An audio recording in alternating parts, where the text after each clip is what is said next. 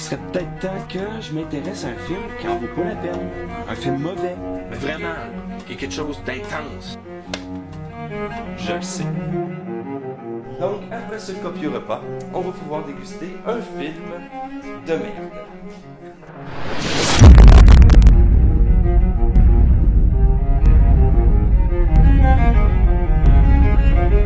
Caméra, c'est le pire film que j'ai vu de ma vie! Ça fait juste 10 minutes! Bonjour à toutes et à tous et bienvenue encore une fois dans mon salon. Aujourd'hui, nous allons traiter, comme promis, de la pire bouse cinématographique qu'il nous a été donné de voir, j'ai nommé The Men in White, un téléfilm créé par la National Lampoon et la Fox. On a tous des références personnelles de mauvais films, comme par exemple celui-là, celui-là ou celui-là, et bien maintenant vous aurez celui-ci. C'est un autre niveau de mauvais, là. Je vous l'avais dit. On entre dans une autre catégorie de mauvais films, entre le nanar et la sombre bouse. La même catégorie où est classé Dragon Ball Evolution. Ils auraient dû appeler ça Dragon Ball Desevolution. Honnêtement, ce VHS, celui-là, je ne veux même pas le regarder sinon je vais vomir, eh bien il fait partie depuis plus de 10 ans de ma collection et à chaque fois que j'ai voulu le regarder, eh bien je me suis endormi. Mais vraiment, à chaque fois. Même qu'à un moment donné, on était 5 dans ma chambre et qu'on s'est tous endormis. Oui, monsieur.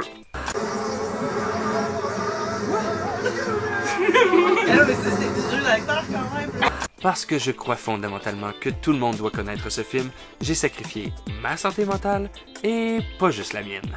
Et non, car pour bien vous faire comprendre l'horreur cinématographique qu'est ce putain de film, eh bien j'ai invité un groupe de panélistes à venir visionner The Men in White avec moi et j'ai capté sur caméra leur réaction. Ça se peut pas. Mais non, je te jure, c'est hey, je suis victime ici.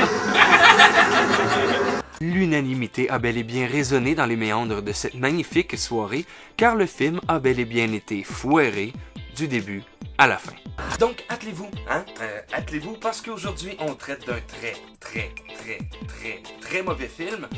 Aujourd'hui, on part faire une petite balade du côté obscur du cinéma. Aujourd'hui, on souffre ensemble dans mon salon.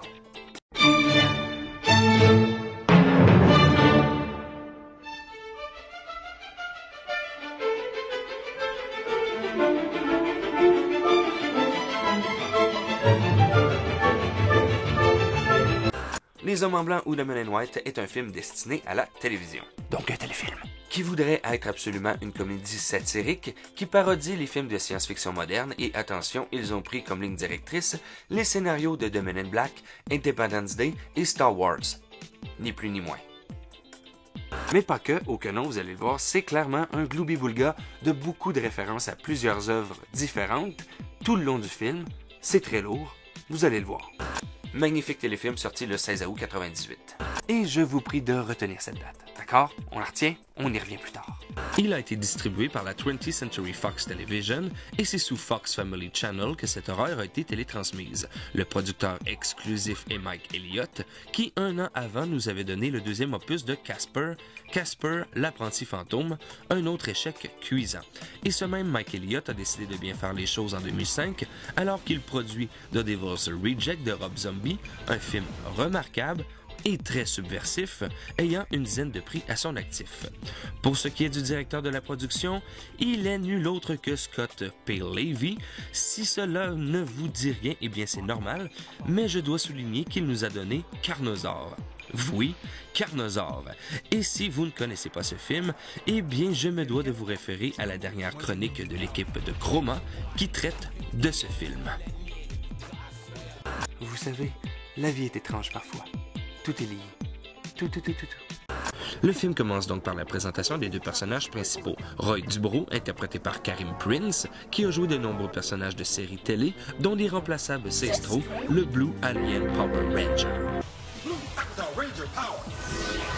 Et vous allez vous apercevoir assez rapidement que ce rôle-là l'a marqué profondément vu les références présentes dans The Men in White. Bref, Roy est donc accompagné d'Ed Klingbottom, joué par Thomas F. Wilson, et si sa bouille vous est familière, eh bien vous n'avez pas tort. Thomas F. Wilson, c'est effectivement Biff, je ne pas juste ressembler. C'est lui? C'est lui? Oh! Et oui, Biff Tannen joue bel et bien dans ce film, et étrangement, plus de 75% des pages destinées à sa filmographie n'incluent pas cette monstruosité cinématographique, tout comme 95% des acteurs du film d'ailleurs. Alors, maintenant Biff, c'est qui la banane? Qui t'appelle banane? Et by the way, Biff maintenant fait de la peinture. Un peu comme Tex le corps. Donc, Roy et Ed, nos héros, sont des éboueurs qui, en plus d'être constamment engueulés par le patron, ont à eux deux un QI d'un protozoaire. Ils sont tout aussi stupides que crétins. Mais vraiment, là, ça en est vraiment pas drôle. La cloche et l'idiot, c'était drôle, pas ça. Et leur patron tout aussi lâche que désagréable, le dénommé Stanley Snyder, est joué par Helmut Walsh, qui jouera un an plus tard le personnage d'Arthur Dales dans le 19e épisode de la saison 6 d'X-Files, The Unnatural, épisode qui traite d'extraterrestres et de baseball. Pourquoi je dis ça? Eh bien tout simplement parce qu'on peut voir dans le film des rushs de la foule d'une game de baseball. Donc un jour, alors que Roy et Ed font leur travail... Sérieux, c'est quoi ça? What the fuck? Je m'y attends pas maintenant, ok? On va y revenir plus tard. Donc, pendant qu'ils travaillent, la Terre est secrètement envahie par une armée de secoupes volantes. Armée d'aliens commandée par un semblant de méchant, inspiré de Dark Vader nommé Glaxon, joué, et oui, par Dave Fennoy. Une secoupe enlève les deux hommes et les amène à bord pour tenter de les disséquer. Heureusement ou pas, ils se réveillent juste à temps et s'échappent sur la Terre avec l'aide d'un extincteur extraterrestre. Voilà.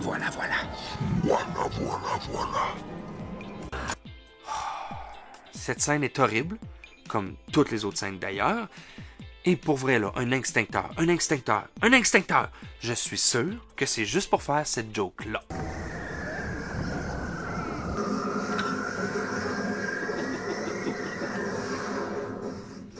Comme ils arrivent en retard au travail, ils touchent mot bien entendu à Stanley sur leur mésaventure avec les aliens. Ils ne les croient pas. Ah, eh bien ça, on voyait pas ça venir. Le président Smith joué par... Écoutez, aujourd'hui, on va se contenter juste de nommer les personnages et encore, j'ai tellement pitié des acteurs qui ont joué dans ce film-là. Déjà que Biff Tannen Trump passe au cash. Et le président donc... qui est l'acteur le plus convaincant du film, et sa secrétaire de presse assez voyante et significativement plus compétente que lui. Écoute, on va le dire tout de suite, c'est Monica et Clinton. Tout le monde l'a vu venir, voilà.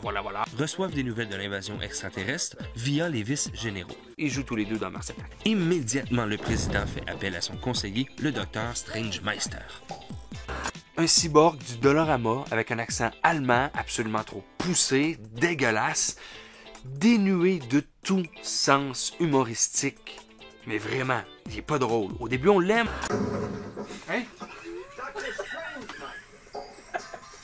Lui, il est marrant. À date, là, c'est mon préféré. Non. Je l'aimais au début, lui. Donc, Strangemaster doit trouver deux personnes avec une expérience dans le domaine des aliens pour en faire des agents secrets. Bon, bien entendu, à l'insu de tous, Strangemaster est secrètement lié à Glaxon, le méchant extraterrestre, qui lui, eh bien, se trouve à être furieux que Ed et Roy se soient échappés d'un de leurs vaisseaux. Et ben ça va pousser Strangemaster à les choisir, parce qu'ils pensent qu'ils sont voués à l'échec, tout simplement parce que c'est vraiment des imbéciles. Il va donc les transformer en The Men in White. C'est tout. Alors que les aliens commencent, eux, à enlever des gens partout dans le monde, Roy suggère d'utiliser une vache comme appât. Vache, extraterrestre, mutilation bovine, des beaux liens. Le plan fonctionne. Ils capturent avec succès un vaisseau spatial extraterrestre avec l'aide de leur char d'assaut camion de vidange. Et pour fêter ça, Roy fume un cigare et Ed le mange. Et Ed le mange, et Ed le mange, et Ed le mange. Non, je répète, c'est au cas où vous l'auriez pas compris. C'est parce que c'est drôle. Bordel de merde que c'est drôle. Je ris, je m'esclaffe. Ed mange son cigare. Moi,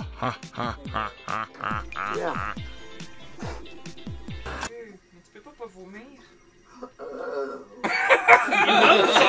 Et comme si on n'avait pas assez vu de scènes insignifiantes, ils découvrent un appareil qui fait référence aux flashouilleurs et qui leur fait oublier les dernières secondes. Et les deux vont se coincer dans une boucle continue. Hey, Roy, check this out. What this thing does? I don't know, but I wouldn't press that button if I was... Hey, Roy, check this out. What this thing does? I don't know, but I wouldn't press that button if I was... c'est drôle. Hilarant, désopilant.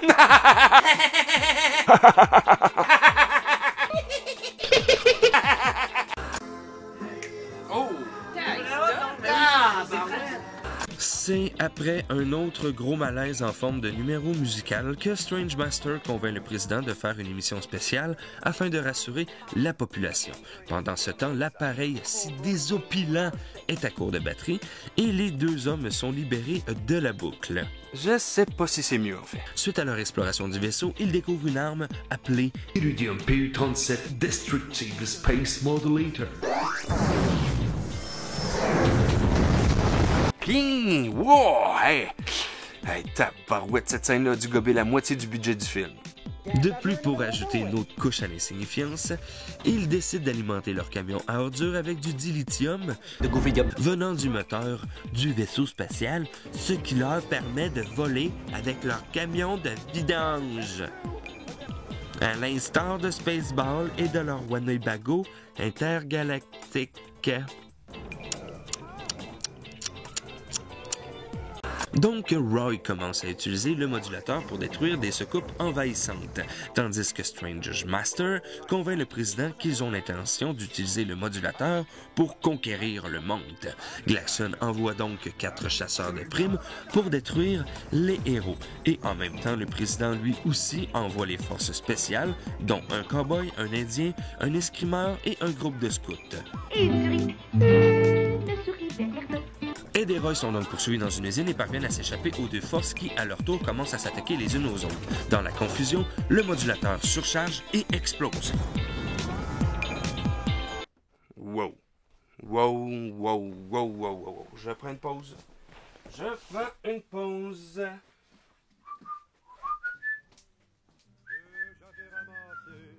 Il était tout en pleurs sur le bord d'un fossé.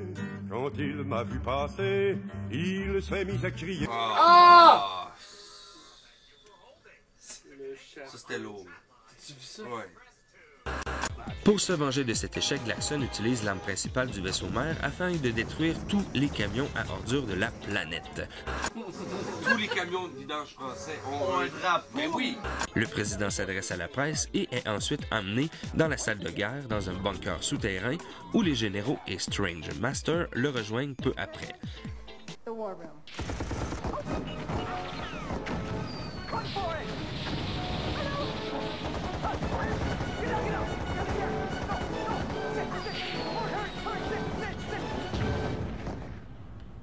Okay.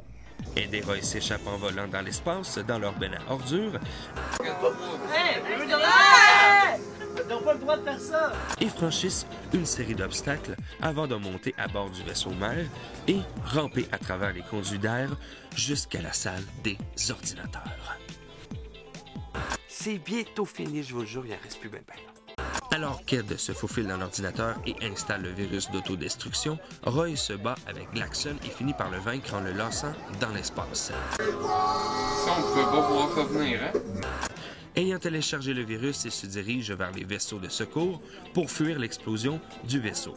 Ed et Roy atterrissent dans une piscine, entourés de gens qui s'en foutent royalement. Mais sérieux, c'est quoi ça? Vous avez tourné cette scène-là, dans une piscine municipale extérieure un dimanche matin en espérant qu'il n'y ait pas trop de monde. Incapable d'accepter d'être vaincu par des éboueurs, Strange Master expose ses véritables intentions au président et révèle qu'il était en fait un homme minuscule joué par Ben Steen. Mais Ben, qu'est-ce que tu fais dans ce film-là, Ben? Tu étais si bon dans The Mask. Homme minuscule donc à l'intérieur d'un costume humanoïde robotique, un peu trop comme dans Men in Black 1, hein? Pour les récompenser de leur succès, le président donne donc une belle promotion aux deux héros, en rétrogradant leur patron Stanley, qui est forcé de ramasser les détritus de toute la planète, étant donné que tous les autres camions à ordures ont été détruits. Bessie, elle, la vache, nous revient, et oui, faire un petit coucou, et c'est fini. Enfin. Non, il repasse d'autres scènes, les mêmes scènes, parce qu'il était vraiment drôle, cette scène-là. C'était vraiment pour mettre l'emphase comme de quoi c'est un bon film. Oh, enfin, putain de calvaire. Sérieux, c'est lourd. C'est tellement long, mais tellement long, puis tellement mauvais comme film. Mais avant de vous exposer ma critique personnelle sur ce film, je me dois de vous expliquer pourquoi, outre mon avis personnel, The Men in White est une horreur et une erreur cinématographique. Même si je sais que je fausse partiellement votre idée en fonctionnant ainsi, dites-vous que c'est bel et bien pour que vous ne tombiez pas dans le piège du nanar. Et j'en profite pour vous conseiller l'émission consacrée au nanar fait par le fossoyeur de films. Car non, The Men in White n'est pas un nanar, c'est un très mauvais film. Point barre. Ce qui est fou dans ce film-là, c'est qu'il est un paradoxe pur et dur. Et oui, il est l'apothéose d'une compagnie satirique sur son lit de mort qui, quelques années auparavant, aurait fait d'une bouchée de ce film de merde. The Men in White représente donc le boulet ultime, la gaffe parfaite, qui a très certainement aidé à tirer la plug d'un respirateur artificiel déjà magané, oui, d'une compagnie de production. The Men in White est un film qui a été créé par la National Lampoon, qui est à la base un magazine humoristique mensuel américain, associant textes, illustrations et bandes dessinées autour d'un même thème, variant à chaque numéro. Ce magazine est connu pour ses parodies d'un goût souvent douteux, très satirique et provocatrice, à l'instar de Harakiri en France ou Croc au Québec. Son premier numéro est daté d'avril 1970 et son dernier est le 249e sorti en novembre 1998. Et tout le monde se souvient de la date de sortie de The Men in White. Hein? Mi-août? 16 août? À peine 4 mois avant la faillite? Coïncidence? Sûrement pas. Écoutez, j'ai pas réussi à trouver de preuves qui collaborent à ma théorie, mais vu l'échec lamentable cinématographique qu'est ce film... Hey, encore, bumper sticker? Je suis capable. Et je crois qu'il a effectivement donné le coup fatal à National Lampoon.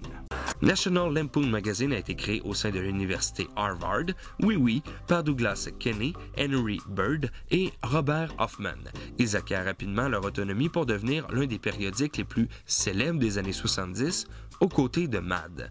Dans leur moment fort, de nombreux artistes viennent proposer des strips ou des dessins humoristiques comme Van Bode, Joe Orlando, Frank Frazetta, pour nommer que ceux-ci. Ce qui est assez fou, c'est que l'humour et l'univers de National Lampoon ne vont pas juste se limiter aux magazines. Ils vont aller à la radio, à la télévision et bien entendu au cinéma. Avec leur premier succès Animal House sorti en 1978, ils ont entre autres ouvert la porte aux productions comiques à petit budget des années 70-80, comme par exemple les fameux Police Academy. La plus grosse franchise de National Lampoon est la série de films Vacation, regroupant depuis 2015 6 opus. Vacation, European Vacation, Christmas Vacation, Vegas Vacation, Christmas Vacation 2, Vacation, celui de 2015. Leur plus célèbre était certainement leur comédie américaine du temps des fêtes, j'ai nommé Christmas Vacation, où au Québec, le sapin a des boules. Film que je me retape sans hésiter à chaque année, au cas oui, et que je vous recommande fortement. Petite anecdote ici, c'est dans le film Le sapin a des boules qu'a lieu la dernière apparition de May Castle, celle qui joue la tante Bethany, au grand écran. Là, vous allez me dire, oui, mais c'est qui ça, May Castle? Eh bien, c'est ni plus ni moins celle qui donnait la voix à Betty Boo dans les années 30. J'ai pas le choix aussi de souligner le fait que sans National Lampoon, il n'y aurait pas eu les films de Blues Brothers, car John Belushi était un élément central de Radio Hour, l'émission de radio également produite par le magazine National Lampoon. Émission qui a aussi vu l'amitié d'Harold Ramis et Bill Murray se fortifier. Et donc, sans National Lampoon, nous n'aurions jamais eu le Ghostbuster que l'on connaît. Est-ce qu'on peut savoir combien de temps qu'il reste? Oui. Et ouais, il est plus capable. Ben juste gager mon courage. Ouais. Savoir Gager mon faut que tu courage. donnes tout là ou Ah, c'est fou encore! Je suis vraiment désolé. minutes. C'est pas si pire, c'est là. 50 minutes qui restent? Bref, National Lampoon a connu un rapide déclin à partir de la moitié des années 80, sauvé très souvent in extremis comme en 89 avec Christmas Vacation. Eh bien, c'est d'après nous, The Men in White, qui a clairement tiré la plug. Ce film a, ni plus ni moins, assassiné une institution américaine de l'humour vieille de 30 ans. Juste ça. C'est en 2002 que la compagnie National Lampoon Incorporated, qui vient d'être achetée par Bamstar Media, ont pu commencer à exploiter la marque. Et quand je dis exploiter, eh bien, ils l'ont bien fait. Oh oui, oh oui, oh oui. Si vous avez porté attention tantôt, j'ai nommé un film qui n'aurait jamais dû exister. Ils ont eu la bonne idée de faire un Christmas Vacation 2. Si vous en avez jamais entendu parler, eh bien vous étiez chanceux jusqu'ici. Le film ne fait même pas partie officiellement des coffrets de la saga, c'est pour dire. D'une lourdeur incroyable, voici seulement 3 points qui expliquent pourquoi c'est dégueulasse. Primo. Le scénario a fait fuir l'acteur principal du premier volet, Chevy Chase. Deuxième. Le film a été conçu, pensé, scénarisé, imagé comme un film hollywoodien alors que c'est un téléfilm, ce qui donne un fini dégueulasse et des scènes exécrables. Tertio. L'histoire tant qu'elle tourne autour du personnage secondaire du cousin Eddie qui part avec sa famille sur une île pour Noël. On dirait un film de l'île de Gilligan spécial Noël tout le long. C'est absolument affreux, dégueulasse, arc. Film qui a passé à la télévision le 20 décembre 2003 et que tout le monde a détesté. Et depuis ce temps, eh bien, National Lampoon Incorporated ont fait que des films de merde, comme Pledge This. Mettant en vedette Paris Hilton ayant eu un budget de 8 millions pour des retombées de 1,2 million. Il y a quand même des retombées de 1,2 million. Quand même. Sérieux. Voilà. Ça, c'était la couche du dessous. Bon. Passons au film parce que je me suis pas encore vidé le cœur. Pour faire une histoire courte, c'est que c'est mauvais. Maudit bâtard que c'est pas bon. Ce film, et ici je pèse mes mots, est la référence absolue en termes de mauvais film. Point barre. Tout est mauvais. Tout. Les situations, les farces, les acteurs, la musique, la scénarisation, les décors, l'éclairage, le cadrage. Tout est mauvais. Tout. Et sincèrement, je comprends ceux et celles qui pensent que c'est un nanar, parce que plusieurs fois dans le film, je me le suis dit. Mais étrangement, à chaque fois que je pensais ça, il arrivait des choses comme ça, qui me prouvaient que non, c'est juste un mauvais film. Mais vraiment. Et je vous le rappelle, ce film est responsable d'une faillite. Wow! Le problème! Wow! On va péter le bouton plein de tout de suite. La première scène, elle représente à elle seule l'humour et le ton présent dans tout le film. Ils t'avertissent, ça va être mauvais, gros, ça va être mauvais. L'insignifiance a maintenant une définition en vidéo. Merde, on se croirait dans la pérémission de Scooby-Doo des années 70. Et justement, je crois que c'est ça le problème. C'est de l'humour de gamin des années 70, mis à l'écran en 98. La musique absolument affreuse. La mise en scène pathétique, les effets spéciaux à chier, le jeu d'acteur. Y en a-t-il vraiment un? Sérieux? Tout dans la première scène me fait rouler des yeux de désespoir, mais sérieux, qui a pensé à commencer le film comme ça? Qui, s'il vous plaît, dites-moi-le. Qui? Le chat, il y a un chat qui conduit le camion, il y a un chat qui conduit le camion, il y a une allée de quilles, avec des poubelles rayées, qui sont remplies de quilles, man. Il y a des poubelles de quilles, sérieux. Mais c'est quoi ça? C'est une blague, ça? C'est drôle, ça. C'est pas drôle. Moi, ce que je vois, c'est un gros gaspillage de quilles. En plus, ça me fait juste penser aux Simpsons.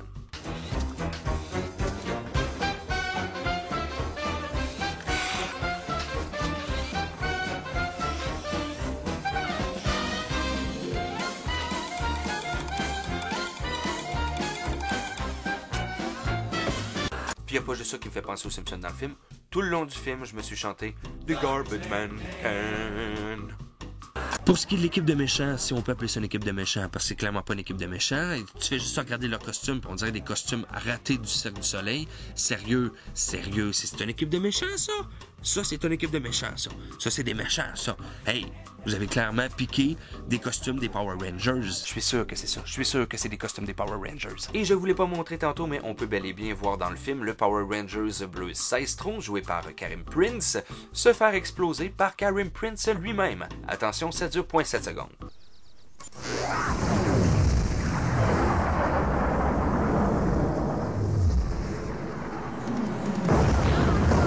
Et cette séquence a créé tout un émoi dans la soirée. Non! Ah! Non! Non mais sérieux, regardez le décor de merde du film. Regardez le décor, là.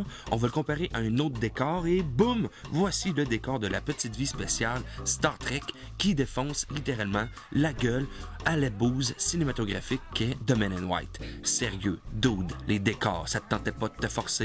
Sincèrement, je pourrais pas passer par-dessus chaque scène du film, tellement il repousse les limites des mauvaises blagues. C'est mauvais. Mauvais.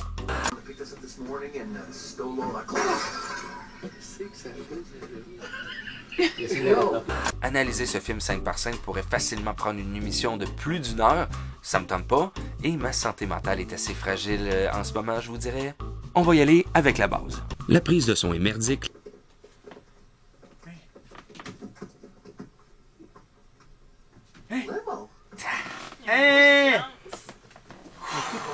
Il n'y a pas de trame sonore.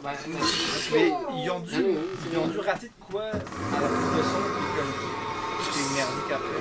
J'écoute, c'est lourd. Il fallait que... J'ai raté de quoi, genre oublié de mettre des micros. Les costumes sont tout aussi grotesques qu'inutiles dans certains cas, le cadrage est pourri, le montage nous perd dans le peu d'intrigue qu'il y a, plus de 98% des jokes ne sont pas des jokes, les effets spéciaux sont trop présents pour ce qu'ils représentent, à chaque fois qu'une référence est bien faite, ils réussissent à tout péter au dernier moment, un scénario complètement abrutissant et décousu, une interminable fin, et j'en passe tellement. On ressent beaucoup plus de malaise que de plaisir à regarder The Men in White. Clairement. Et ça l'a été unanime lors du visionnement. C'est un très mauvais film, oui. Cependant... Mais c'est ça l'affaire, c'est un film fait pour les enfants. C'est sûr. Effectivement, c'est un point important à aborder. Oui, on est conscient que nous ne sommes pas le public cible. Et pour résumer notre pensée là-dessus, j'ai pas d'autre choix que de me référer au grand maître Karim Debache encore une fois. Oui, je sais que le film est destiné à un public jeune, et non, ça ne change rien à sa médiocrité. Justement, c'est pour les gosses, ça devrait demander 2 fois plus de soins. The Men in White a été produit avec l'aide de la chaîne Fox Kids. Merde, la Fox quoi. Directement dans le high des années 90 avec X-Files et les Simpsons. Comment ont-ils pu accorder une absolution totale à cette sombre déjection? J'ai énormément la difficulté à croire que ce scénario, ses personnages, ses références, ses blagues douteuses et visiblement 20 ans en retard ont pu passer à travers le filtre du bon goût et se retrouver à la télévision sur une chaîne spécialisée dans les émissions pour enfants à 1 heure de grande écoute. Sérieusement. C'est les mêmes effets que dans une galaxie près de chez vous. Ouais. Avec la science-fiction comme ligne directrice, les costumes, les décors, les vaisseaux spatiaux et les effets spéciaux, on pourrait facilement comparer The Men in White, sorti en 98, avec la télésérie Dans une galaxie près de chez vous, sortie en 99 au Québec. Pourquoi donc une série télévisée qui passait elle aussi sur une chaîne spécialisée pour enfants et qui, elle aussi, avait très peu de budget, a pu devenir l'un des phénomènes forts de la télévision québécoise des années 2000, et ce, tout réseau confondu et tout âge confondu. Tout comme The Men in White, je vous rappelle que Dans une galaxie près de chez vous était constitué d'histoires, de personnages, de références et de scénarios classiques de la science-fiction vus depuis les années 70 via Star Trek. En plus d'intégrer des références à la pop culture québécoise, certaines jokes politiques et actuelles du moment, les personnages sont tout aussi imbéciles à leur façon et ont des caractéristiques très simples et bien définies. Comme dans The Men in White. Et ce qui est plus beau avec Dans une galaxie près de chez vous, c'est que enfants, ados et parents trouvaient leur compte. Ce qui n'est clairement pas le cas avec The Men in White. Donc, rendu là, on peut vraiment se poser la question, pourquoi The Men in White est si mauvais? Bien sûr. Ah, sérieux, À cause des effets spéciaux? On considère que non. Dans une galaxie près de chez vous, on très bien dealé avec ça. À cause du scénario qui a été vu et revu des centaines de fois? Oui, mais non. Pour les autres films, ça marchait.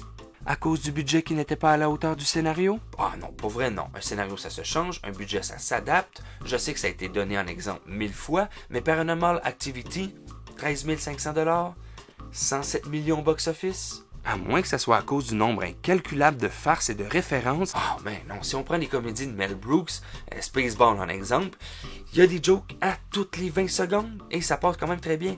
Bon, certaines ont mal vieilli, mais ça passe bien. Mais là, faut pas oublier que tu peux pas comparer ça à un film que t'avais vu au cinéma. Au cinéma, ça passe pas. Tu sais, tu vois, là, c'est une série télé. Là. Mais d'un autre côté, It de Stephen King, là, ben, le premier film, il a été sorti pour la télé aussi. T'sais. Effectivement, It, la première version, l'a très très bien vécu et est devenu une référence du genre. Pourquoi donc est-ce un si mauvais film? Eh bien, peut-être parce que tous les éléments qui auraient pu en faire un bon film ont été mal réalisés, mal utilisés, mal cadrés, mal enregistrés. Sérieusement, les seuls éléments qui font mouche, ce sont des éléments visuels écrits et c'est pas supposé. C'est un film. It's a movie.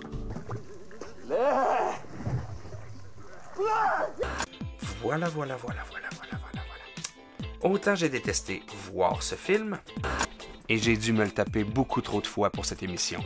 Et autant j'ai adoré faire la critique parce qu'on a pu y apprendre plein de choses et faire des liens avec Casper, National Lampoon, Retour vers le futur, les Power Rangers, Dans une galaxie près de chez vous. Plein de liens.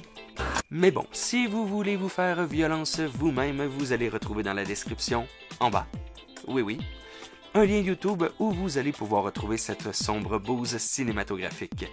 Mais pour vrai, on vous la déconseille grandement. Vivement même. Allez pas voir ça, là. C'est ce qui conclut ce nouvel opus. Si vous avez aimé cet épisode, eh bien, vous pouvez aller l'indiquer avec le fameux pouce bleu. Vous pouvez aussi vous abonner à la chaîne et du même coup, cliquez donc sur clochette. Je vous rappelle que vous allez retrouver dans la description les liens pour les capsules du Fossoyeur et de Chroma. Et bien, tant qu'à moi, je vous laisse, et oui, mais en vous posant une petite question. Vous, votre pire film, c'est quoi? Allez, dis-moi-le. Dis-moi-le. Ce qui se dit dans mon salon reste dans mon salon.